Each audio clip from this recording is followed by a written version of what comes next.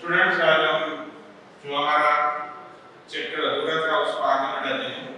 कल आपको my pocket में वीडियो मिला था, हमने जो पहला चैप्टर है अकाउंटेंसी का उसका जो मेन क्वेश्चन में थर्ड उसका 9 सम किया था, वो वीडियो आपको मिल गया होगा, आपने देख लिया होगा। अब दो सम बाकी है, एक है 10वां जो अभी मैं पढ़ा रहा हूँ। पहले देखते समझते हैं इसमें क्या लिखा है। The closing capital of Raghuveer is rupees 80,000। मतलब उसका जो साल खत्म हुआ 31 मार्च को, उस वक्त उसकी जो कैपिटल थी वो 80,000 रुपीस थी। In which rupees 12,500 drawings of current year and profit of rupees 17,800 are recorded। अब ये दो इफेक्ट उसमें ऑलरेडी आ चुकी है, ड्राइंग के 12,500 रुपीस और प्रॉफिट का 17,800 रुपीस, दोनों की एंट्री हो चुकी है और वो रिकॉर्ड हो चुका है। What will be the interest at 6% per annum on the opening capital? शुरुआती कैपिटल जो होता है 1 अप्रैल, उस वक्त जो कैपिटल था हमको पता नहीं है, फाइंड आउट करना पड़ेगा कि वो कैपिटल कितना था। उसके ऊपर जो आपको पता है कि कैपिटल का जो इंटरेस्ट है वो ओपनिंग कैपिटल पर आता है। अब मैं 11th स्टैंडर्ड में जो मैंने आपको पढ़ाया था वो पहले मैं आपको बताता हूँ। जब हमने फाइनल अकाउंट किया था 11th स्टैंडर्ड का, तो trading account, profit loss account और बैलेंस शीट में हम ऐसा लिखते थे। मैं आपको बताता हूँ कैपिटल, क्योंकि हमारे पास सोल प्रोप्राइटर था तो उसका जो कैपिटल था वो कैपिटल हम लेते थे पहले यहाँ, उसके बाद इसमें हम नेट प्रॉफिट ऐड करते थे और जो भी टोटल आता था उसमें से ड्राइंग हम माइनस करते थे और जो भी अमाउंट आता था उसको हम बाहर के कॉलम में लिखते थे। ये आपको पता है। तो यहाँ हमारे पास ये अमाउंट जो क्लोजिंग कैपिटल है वो है हमारे पास, ड्राइंग का अमाउंट है, प्रॉफिट का अमाउंट है, लेकिन ये अमाउंट हमारे पास नहीं। हमें जो कैलकुलेट करना है इंटरेस्ट और कैपिटल, वो ओपनिंग कैपिटल के ऊपर करना है। तो ये कैपिटल हमें फाइंड करना है। तो इस मेथड में यदि हम लिखेंगे तो फाइंड करना थोड़ा डिफिकल्ट रहेगा, इसलिए यही जो फॉर्मेट है उसको मैं लाइन में लिखता हूँ। तो opening capital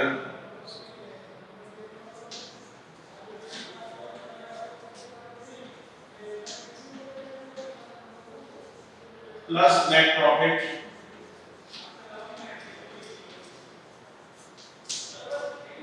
minus drawing is equal to closing capital. ये फॉर्मूला मिलता है, बराबर। तो हमारे पास जो भी अमाउंट है वो अमाउंट हम यहाँ लिखते जाएंगे। ओपनिंग कैपिटल हमारे पास नहीं है तो वो हम वैसे ही लिखेंगे। नेट प्रॉफिट रुपीस 17,800 यहाँ दिया गया है, 17,800 रुपीस वो हमारा नेट प्रॉफिट है। उसमें से ड्राइंग माइनस होगा तो ड्राइंग का अमाउंट हमारे पास है 12,500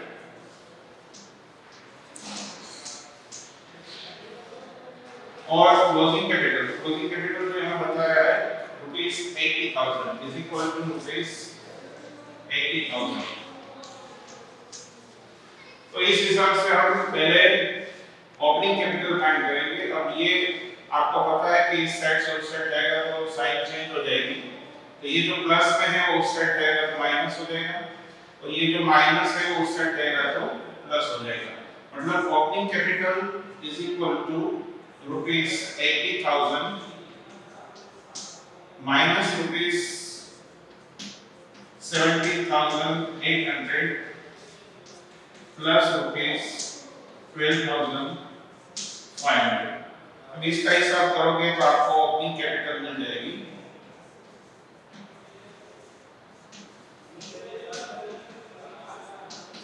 अब इसका हिसाब हम कर लेते हैं। 80,000 माइनस 17,800 मतलब 62,200 प्लस 12,500।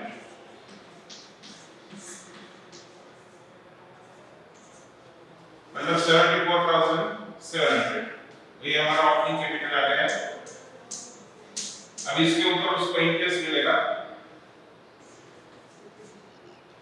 तो interest from opening capital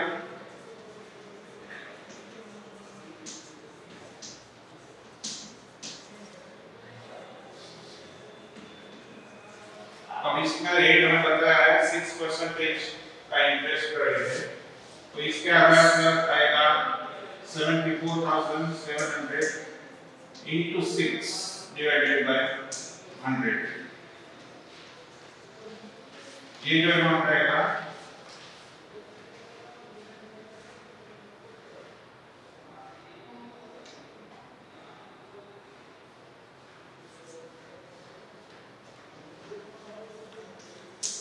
4,482 rupees।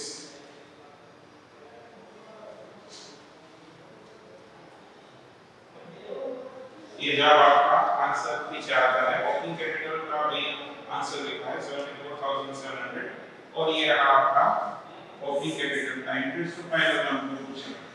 तो ये जो हमारी फॉर्मूला थी, इसी फॉर्मूला को हमने लाइन में लिखा है और कुछ नहीं है, और इसके आधार पर से ओपनिंग कैपिटल पहले फाइंड किया, और ओपनिंग कैपिटल जो भी आया उसके ऊपर 6% इंटरेस्ट हमने, तो ये बहुत ही आसान सम था। अब हमारा अंतिम सम है, ये आप पहले देख लो, तब तक 11 सम आप बाद में पढ़ लो, तो आगे बढ़ते हैं।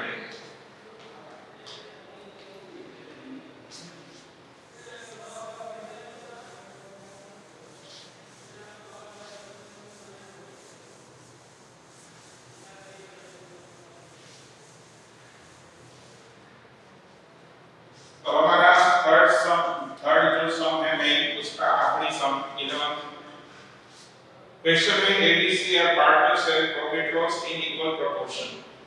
अब यहाँ वैसे आपको पता है कि अभी पार्टनरशिप डीड नहीं किया है, तो according to partnership act profit and loss is distributed equally, लेकिन यहाँ इन लोगों ने पार्टनरशिप डीड बनाया है, फिर भी ये लोग प्रॉफिट लॉस इक्वल प्रोपोर्शन में ही शेयर कर रहे हैं। they have decided their total capital is of rupees 450,000।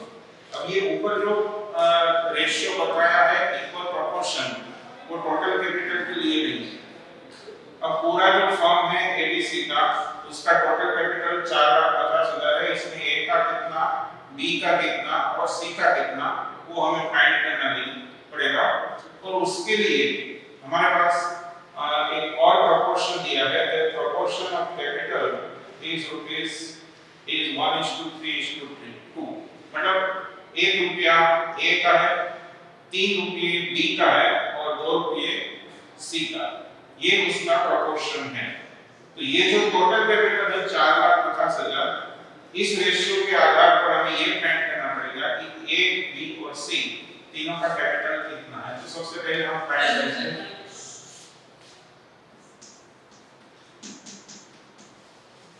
capital proportion is equal to 1:3:2 is equal to 1/6, 3/6, 2/6, क्योंकि ये 1, 3 और 2 का टोटल 6 है, तो इसको 1:3:2 को 1/6:3/6:2/6 ऐसे भी हम लिख सकते हैं। अब इस आधार पर कैपिटल ऑफ ए, बी और सी ये हम फाइंड करेंगे। Capital of A is equal to rupees 4 lakh, total capital हमारे पास 4,50,000 है, और ये 4,50,000 का जो हमें डिवीजन करना है, वो डिवीजन ए के लिए हमें 1/6 रेशियो मिलता है, तो ये जो आंसर आएगा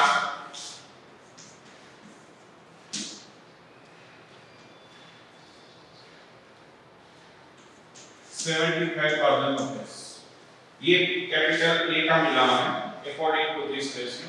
नाउ 3/6, अब यदि आप समझदार है तो आपको पता चल जाएगा 6 रुपीस का टोटल कैपिटल है, उसमें से 3 रुपीस बी का है, मतलब आधा उसी का होगा, तो 4,50,000 का आधा हो जाएगा। लेकिन फिर भी यदि ऐसा पता नहीं चलता है तो इस रेशियो पर से हमें ये मिल जाएगा। तो कैपिटल ऑफ बी। ये आएगा रुपीज 4,50,000 into 3/6, जो का आंसर आएगा 2,25,000 रुपीज। 2,25,000 रुपए इसका आधा होगा। सीधा मैंने आपको समझाया कि 6 रुपये में यदि 3 रुपया बिका है तो 4,50,000 में आधा उसका होगा। और कैपिटल ऑफ सी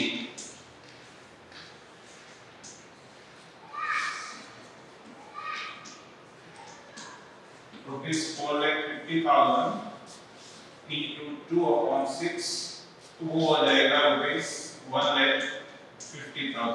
अब आपका आंसर सही है कि गलत है, रियली फाइंड करना है आपको। ये तीनों का टोटल आप करोगे तो जो ओरिजिनल टोटल कैपिटल है 4,50,000, वो आंसर आपको मिल जाएगा। ये चेक करने के लिए एग्जाम में करने की जरूरत नहीं। तो यहाँ तक हमने पढ़ा था प्रोपोर्शन ऑफ कैपिटल जो दिया है 1:3:2, उसके आधार पर हमने तीनों की कितनी कितनी कैपिटल है वो हमने फाइंड कर लिया। आगे हम पढ़ते हैं। Form pays interest on capital eight 9% per annum. ये जो कैपिटल मिली है तीनों की, और तीनों को इसके ऊपर 9% इंटरेस्ट मिलेगा। तो वो इंटरेस्ट कितना आता है वो हम देखते हैं। इंटरेस्ट ऑन कैपिटल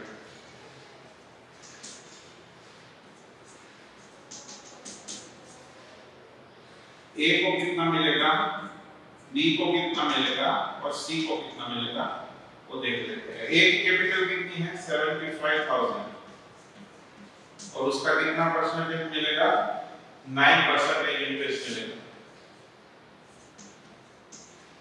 ये परसेंटेज दिया है अपॉन 100, तो ये इंटरेस्ट आएगा रुपीज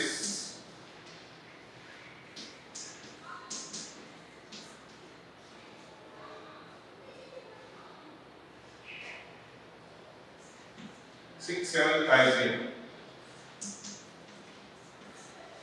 ये इंटरेस्ट मिला ए को।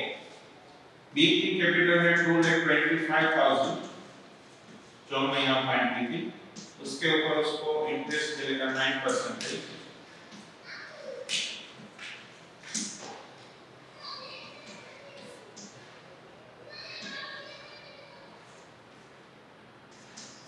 ₹19,250 इतना इंटरेस्ट मिलेगा बी को। और सी का कैपिटल है 1,50,000, उसको भी 9% इंटरेस्ट मिलेगा। तो उसका इंटरेस्ट आएगा 13,500। तो ये तीनों का इंटरेस्ट कैलकुलेट हो गया। Firm pays interest on capital at 9% per annum. Partner C has received rupees 73,500 including interest on capital. अब पिछला जो सम हमने किया था उसी को आप समझो कि कैपिटल में जो भी इंटरेस्ट कैपिटल का होता है वो ऐड होता है। 11th स्टैंडर्ड के जो फाइनल अकाउंट में हमने किया था, बैलेंस शीट में capital plus interest on capital हम करते थे, आपको याद होना चाहिए। तो ये जो कैपिटल का इंटरेस्ट है वो कैपिटल में ऐड होता है और जो नेट प्रॉफिट होता है वो भी ऐड होता है। मतलब जो ओपनिंग कैपिटल है, opening capital plus interest on capital plus profit, ये तीनों मिलकर उसका फाइनल कैपिटल मतलब क्लोजिंग कैपिटल आता है। ये अमाउंट इसलिए ऐड होता है, ये ऐड होता है और क्लोजिंग कैपिटल आता है। तो हमारे पास जो अमाउंट है वो क्या है, इंटरेस्ट ऑन कैपिटल, ये हमारे पास है तीनों का, और जो प्रॉफिट है वो हमारे पास नहीं है। लेकिन यहाँ ये लिखा है कि सी जो पार्टनर है सी, जिसको इंटरेस्ट मिला है 13,500 रुपीस, उसको totally 73,500 including interest on capital मिला। तो कैपिटल के ऊपर जो इंटरेस्ट था वो तो हमें पता है, अब वो जो इंटरेस्ट है उसके अलावा भी उसको कुछ अमाउंट मिला होगा, क्योंकि कुल उसको अमाउंट मिलता है 73,500। तो मतलब ये हुआ कि यदि ये अमाउंट इसमें से हम निकाल दें तो बाकी का जो अमाउंट बचा वो वो किसका होगा, प्रॉफिट का होगा, क्योंकि हमारे पास ओपनिंग कैपिटल में क्या ऐड होता है, इंटरेस्ट ऑन कैपिटल और प्रॉफिट।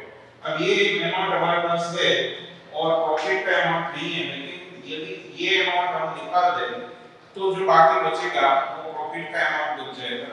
तो अमाउंट रिसीव्ड बाय सी, लेकिन वो किसका, amount of profit received by सी।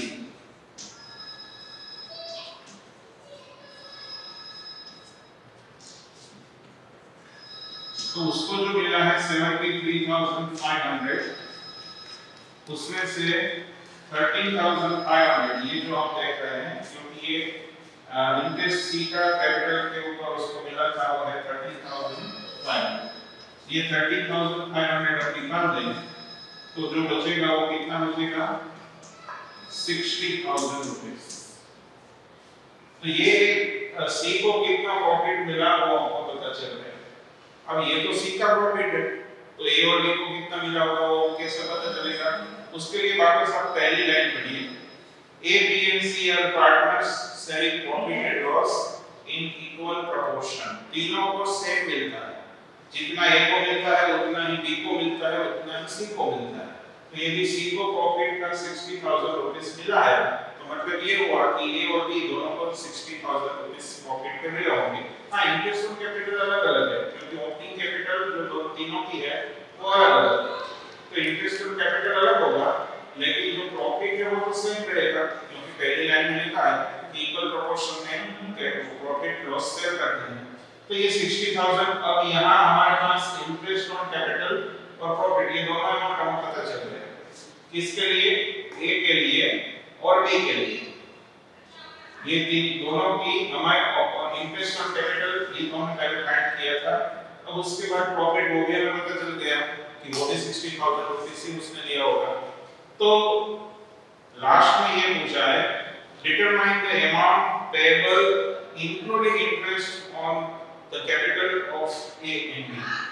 अब दो, क्योंकि सी का तो हमें टोटल पता है 73,500 मिला था, इंटरेस्ट ऑन कैपिटल और प्रॉफिट दोनों को मिलाकर वो हमें पता है, लेकिन अब ए और बी बाकी के दो पार्टनर बचे, ये दोनों पार्टनर को कितना अमाउंट मिलता है इंक्लूडिंग इंटरेस्ट ऑन कैपिटल। तो 60,000 प्रॉफिट का है, अब ए का अमाउंट यदि पता करना है तो क्या करेंगे हम कि ये इंटरेस्ट ऑन कैपिटल है और ये उसका प्रॉफिट, तो ये दोनों को ऐड करेंगे तो हमें पता चल जाएगा कि ए को कितना मिला, बी को कितना मिला वो फाइंड करने के लिए बी का कितना है, इंटरेस्ट ऑन कैपिटल 19,250 रुपीस और उसके ऊपर 60,000 प्रॉफिट था। तो ये जो कुल मिलाकर अमाउंट कितना मिला है वो यदि फाइंड करना है तो ये दोनों का, जैसे मैंने यहाँ बताया, ओपनिंग कैपिटल, हाँ कैपिटल भी हमारे पास है, लेकिन हमें क्लोजिंग कैपिटल फाइंड करने का नहीं पूछा है।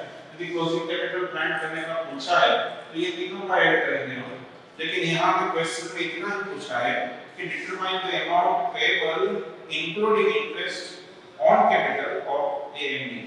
ए एंड बी को इंटरेस्ट ऑन कैपिटल और प्रॉफिट दोनों का मिलाकर कितना रुपया मिलता है, मतलब इतना हिस्सा ही हमें फाइंड करना है। ओपनिंग कैपिटल और क्लोजिंग कैपिटल फाइंड करने की जरूरत नहीं, हालांकि हमारे पास ओपनिंग कैपिटल है, लेकिन ये दोनों ऐड करने के बाद क्लोजिंग कैपिटल आती है वो हमें फाइंड करना नहीं। तो अब ए और बी को कितना मिलेगा वो फाइंड करेंगे तो हमारा सम पूरा हो जाएगा। Amount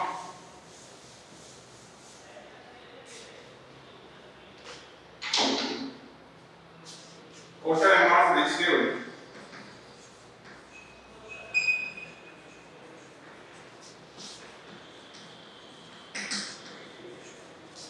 by A।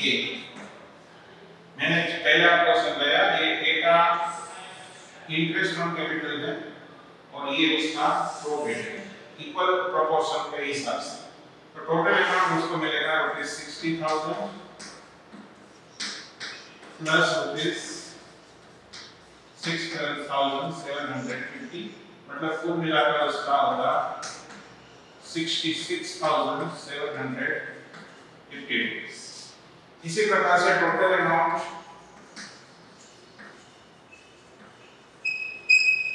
Received by B, ये होगा रुपये 60,000 प्लस उसका इंटरेस्ट कितना है 19,250 रुपीज, तो ये ऐड कर देते हैं 19,250 रुपीज, कुल मिलाकर हमें मिल जाएगा उसका 79,250। ये फाइनल आंसर आपने जो पूछा था ये दोनों का फाइनल आंसर है, आप चेक कर सकते हो पीछे आंसर में ये लिखा है कि नहीं।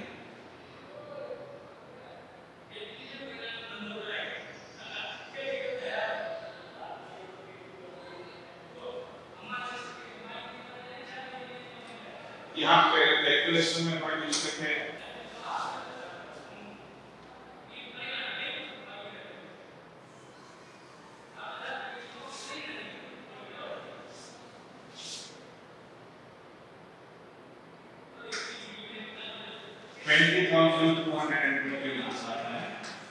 मतलब 1,000 रुपया कम हो गया, तो ये 20,250 रुपीज यहाँ ऐड करोगे तो टोटल अमाउंट आ जाएगा 80,250 रुपीज। तो इस प्रकार से जो छोटे छोटे सम हमें 3 मार्क के लिए करने के थे वो सभी सम यहाँ पूरे हो गए हैं। आगे जो चैप्टर में है मैंने एग्जांपल आपको ये जो आज एग्जांपल समझाए उसके आधार पर जो आपको होमवर्क करना है उसका इलस्ट्रेशन नंबर आप नोट कर लो। एक है इलस्ट्रेशन नंबर 10 जो पेज नंबर 20 पर है, वो आप होमवर्क में करना है, जो मैंने इसके पहले सम करवाया था 10 नंबर का उसी प्रकार का है। उसमें इस रूप में लिखा है और हमने जो लिखा था वो इस ऐसे लिखा था, तो आपको जो भी मेथड समझ में आए उसके आधार पर आप करना। और ये जो लास्ट वाला सम है उसका इलस्ट्रेशन है 11, तो उसके आधार पर आप ये जो सम है उसके आधार पर आपको इलस्ट्रेशन नंबर 11 आपको सॉल्व करना है। ये दोनों का आंसर आपको मिल जाएगा, तो आप अपने आप चेक कर लेना और अपने आप चेक कर लेना। यदि आपको समझ में नहीं आता है तो बाद में आप पूछ सकते हो। तो ये छोटे सम पूरे हो चुके हैं। कल से हम ये बड़े सम जो है उसके पीछे एक छोटा सा और क्वेश्चन है 7th क्वेश्चन पेज नंबर 32 पर, वो अभी सॉल्व कर लेते हैं क्योंकि कल से जो सम आएंगे 8, 9, 10 वो वैसे तो इस चैप्टर में से पूछते नहीं है, but this is the base for the next chapter. जो दूसरा चैप्टर हमें करना है उसके लिए क्वेश्चन नंबर 8, 9, 10, 11 और 12 ये जो है वो बेस के रूप में काम करने वाले हैं। मतलब ये हमें पहले सीखना पड़ेगा क्योंकि इसका उपयोग उस चैप्टर में होगा। तो पेज नंबर 32 पर जो 7th क्वेश्चन है ऑरली हमें इसका सॉल्यूशन करना है, बोर्ड की कोई जरूरत नहीं है, मैं आपको फटाफट आंसर बता देता हूं। X and Y are partners of a partnership firm, दो पार्टनर हैं X और Y। They have not prepared partnership deed, उन लोगों ने पार्टनरशिप डीड तैयार नहीं किया था। मतलब सीधी सी बात है कि जो पार्टनरशिप एक्ट है वो लागू होगा और पार्टनरशिप एक्ट के मुताबिक हमें डिसीजन लेना पड़ेगा यदि कोई तकरार होती है तो। There is difference of opinion, अब वो जो हम बात कर रहे थे वही आ गया कि दोनों के बीच में ओपिनियन डिफरेंट हो रहा है, X ये कुछ अलग कह रहा है, Y कुछ और बोल रहा है। तो ये जो डिफरेंस ऑफ ओपिनियन है दोनों के पार्टनर के बीच में, उसमें हमें उसको राय देनी होगी कि आपको क्या करना है। तो please give legal advice to the partners, हमें उसको लीगल, हम एडवोकेट हो गए हैं और हमें उसको लीगल एडवाइस देनी है। लेकिन ये जो एडवाइस देनी है वो हम पार्टनरशिप एक्ट के मुताबिक ही देंगे जो कि पहले से हमने समझ रखा है। पहला पॉइंट ये है X demands 6% per annum interest on drawings of partners। तो X जो पार्टनर है वो कहता है कि हमें ड्राइंग के ऊपर इंटरेस्ट मिलना चाहिए। ओके, ड्राइंग के ऊपर इंटरेस्ट Y जो पार्टनर है उसने यदि ड्राइंग किया है तो उसके ऊपर इंटरेस्ट देना पड़ेगा, ऐसा X का कहना है। लेकिन पार्टनरशिप डीड नहीं बनाया है, तो according to partnership act they can not charge interest on drawing, drawing के ऊपर इंटरेस्ट चार्ज नहीं कर सकते। तो यदि X डिमांड कर रहा है तो X की जो डिमांड है वो खारिज हो जाएगी, उसको ड्राइंग का इंटरेस्ट चार्ज करने की परमिशन नहीं मिलेगी। दूसरा पॉइंट है Y is an active partner of the firm, he claims for remuneration and commission. Y जो है वो कहता है कि मैं फॉर्म में एक्टिव हूँ, ज़्यादा पार्ट ले रहा हूँ, ज़्यादा समय दे रहा हूँ, तो मुझे रिम्यूनरेशन मतलब कुछ इसके सैलरी के रूप में या कुछ ना कुछ मिलना चाहिए और कमीशन भी मिलना चाहिए। लेकिन पार्टनरशिप डीड यदि बनाया होता तो उसको मिलता। अब पार्टनरशिप डीड नहीं बनाया है तो according to partnership act partner is not allowed for any remuneration or commission। Commission और रिम्यूनरेशन दो में से कुछ भी उसको मिलेगा नहीं। तो वाई यदि डिमांड करता है तो उसका जो क्लेम है वो क्लेम भी ठुकराया जाएगा। तीसरा पॉइंट है x demands interest on capital of partners. Partner का कैपिटल का इंटरेस्ट डिमांड कर रहा है, एक्स के इसका इंटरेस्ट मिलना चाहिए। अब पहले पॉइंट में हमने देखा कि ड्राइंग का इंटरेस्ट यदि चार्ज नहीं हो सकता तो सीधी सी बात है कि in absence of partnership deed according to the partnership act they cannot receive interest on capital। तो कैपिटल के ऊपर उसको कुछ भी इंटरेस्ट मिलने वाला नहीं है। तो तीनों के तीनों जो पॉइंट थे पहले उसमें कुछ ना कुछ मिलने की या चार्ज करने की बात थी, ये कुछ ना होगा। तीनों के तीनों पॉइंट गलत है। चौथा है x has lent loan of rupees 20,000 to the firm, he demands interest on loan। x ने 20,000 रुपीस फर्म को दिए थे और वो डिमांड कर रहा है कि लोन के ऊपर इंटरेस्ट मुझे मिलना चाहिए। अब ये पॉइंट आपको पता है कि लोन का जो अमाउंट है वो फाइनेंशियल पोजीशन को साउंड करने के लिए हम बाहर से लोन लेते हैं। अब बाहर से लोन लेने के बजाय ऐसा समझा कि जो पार्टनर है उसी के पास से लोन ले लो तो ताकि थोड़ा सस्ता पड़े। तो यदि उसने लोन दिया है तो डिमांड कर सकता है इंटरेस्ट। हाँ, पार्टनरशिप डीड बनाया होता तो उसमें रेट ऑफ इंटरेस्ट बताता है तो उसी के आधार पर इंटरेस्ट चार्ज होता है। लेकिन in absence of partnership deed still partner X is liable to receive interest on loan. उसको लोन के ऊपर इंटरेस्ट मिलेगा लेकिन 6% से ज्यादा उसको इंटरेस्ट मिलने वाला नहीं। तो यहाँ फोर्थ पॉइंट में आपको लिखना पड़ेगा कि partner x will receive maximum interest eight maximum rate of 6% per annum. एक साल का 6%, उससे ज्यादा इंटरेस्ट उसको मिलने वाला नहीं।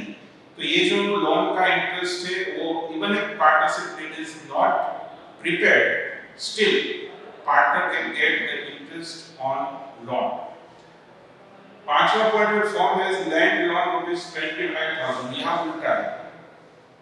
चौथे पॉइंट में ये लिखा था कि जो लोन है वो एक्स ने फॉर्म को दिया था। अब यहाँ ये लिखा है कि फॉर्म ने वाई को लोन दिया है, फॉर्म के पास से वाई ने लोन लिया और X demands to charge interest on loan. अब एक्स ये कहता है कि वाई ने यदि फॉर्म में से लोन ली है तो उसके ऊपर उसको इंटरेस्ट भरना पड़ेगा। एक प्रकार का ड्राइंग समझ लो, जैसे पहले पॉइंट में ड्राइंग का इंटरेस्ट चार्ज करने की बात थी, तो यहाँ ड्राइंग के बदले एक साथ उसने 25,000 रुपये ज्यादा रकम अमाउंट जो है वो थोड़ी ज्यादा है लेकिन एक प्रकार का ड्राइंग ही हुआ। तो यदि ड्राइंग के ऊपर इंटरेस्ट चार्ज नहीं हो सकता है तो ये जो लोन के रूप में पैसा लिया है फॉर्म में से, पार्टनर ने यदि पैसा लिया है तो उसको इंटरेस्ट भरने की जरूरत नहीं। हाँ, उसने लोन दी है पार्टनर ने फॉर्म को तो उसको इंटरेस्ट मिल सकता है, लेकिन यदि फॉर्म के पास से कोई पार्टनर लोन लेता है तो पार्टनरशिप डीड में उसका उल्लेख, it should be mentioned in the partnership deed how much interest और at which rate the interest will be charged on loan. तो लोन के ऊपर कितना इंटरेस्ट चार्ज होना चाहिए वो उसमें लिखा होता है लेकिन पार्टनरशिप डीड बनाया नहीं है। तो according to partnership act, if the firm has provided loan to any partner, they will not be able to charge interest on loan। और छठा आपने पॉइंट है X demands to share profit between the partners in the proportion of capital। X जो है वो capital के proportion में जो प्रॉफिट लॉस का शेयरिंग है वो करना चाहता है। लेकिन आपको पता है कि यदि पार्टनरशिप डीड नहीं बनाया है तो हम इक्वल डिवाइड करते हैं। तो यहाँ वो कैपिटल का प्रोपोर्शन को जैसे हमने कैपिटल हमने यहाँ फाइंड किया था अभी, तो ये कैपिटल प्रोपोर्शन 1:3:2 था और यहाँ तीनों को जो प्रॉफिट मिलता था वो 60,000 था। तो कैपिटल प्रोपोर्शन एक अलग पॉइंट है, प्रॉफिट लॉस शेयरिंग पॉइंट के अलग पॉइंट है। तो यदि कैपिटल प्रोपोर्शन में वो इंटरेस्ट प्रॉफिट शेयर करना चाहता है तो वो पार्टनरशिप डीड में लिखा होना चाहिए, लेकिन पार्टनरशिप डीड नहीं बनाया है तो ये इक्वली जहां यहां डिस्ट्रीब्यूट किया था उसी प्रकार इक्वली डिस्ट्रीब्यूट होगा। तो इसकी जो डिमांड है वो डिमांड नहीं चलेगी। तो केवल एक ही पॉइंट, चौथा पॉइंट था जिसमें लोन के ऊपर इंटरेस्ट मिल सकता है पार्टनर को, उसके अलावा बाकी जितने भी पांचों के पांचों पॉइंट है वो इनवैलिड है according to partnership act. Partnership deed में यदि मेंशन है तो ये सभी के ऊपर विचार करना पड़ेगा, but in absence of partnership deed according to partnership act we cannot accept any demand or any claim of any partner कि आपको चार्ज करना है कि मिलना है कि वो कुछ नहीं होगा। तो ये एक छोटा सा प्रश्न था, कल से हम ये बड़े प्रश्न आगे करेंगे। मैंने आपको जो आज होमवर्क में बताया था वो आप होमवर्क पूरा कर लेना, आपको ये वीडियो मिल जाएगा और उसके बाद क्या आगे की क्या सूचना होती है वो जो भी जिससे मिलती जाएगी वो आपको मैसेज प्रोवाइड किया जाएगा। अभी के लिए आज के लिए बस ये दोनों सम जो बाकी थे वो ही हम पूरा करते हैं।